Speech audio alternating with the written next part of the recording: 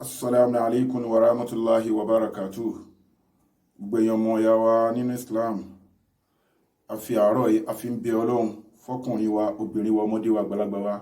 Gbogbo àwa tá ń wa mẹ́ṣíìnì, àtàwa tá ń gùn, àtàwa tá ń lo mọ́tò, àtàwa tá ń fò lókè, àtàwa tá ń wọ tírèènì, gbogbo nǹkan tí ó ń jẹ́ wíwọ̀, tó jẹ́ bí mọ́tò, tó jẹ́ transportation tá ń wọ̀ káàkiri Ọlọ́run.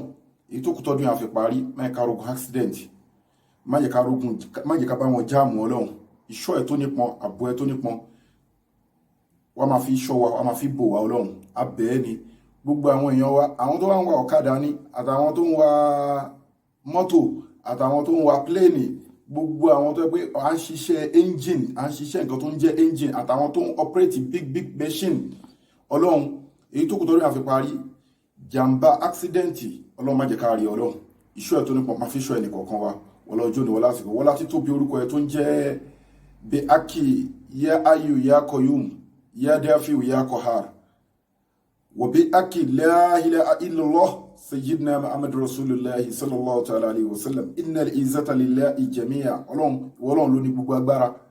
Ìṣọ́ ẹ̀ tó nípọn, ààbò ẹ̀ tó nípọn á fi ṣọ́ gbogbo wa. Ọlọ́run ogun accident nínú ọdún má jẹ́ ká rí abẹ́ ni àfàsìkò ibẹ̀ ẹni tá burú máa kàn tó máa kàn wá Ọlọ́run má jẹ́ kó kàn Ọlọ́run.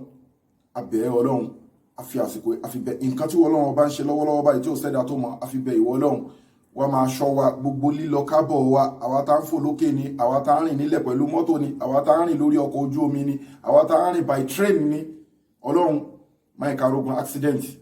Àwa tá ń operate machine ni níbi iṣẹ́ ní company tá ń operate àwọn big machine Ọlọ́run ogun jàmbá accident máa kó ṣẹlẹ̀ sẹ́ni kọ̀ọ̀kan wa wala ọjọ́ ni wala àsìkò yìí wala la ilaha illallah سيدنا محمد رسول الله صلى الله تعالى عليه وسلم سبحان ربك رب العزة عما يصفون والسلام على المرسلين والحمد لله رب العالمين.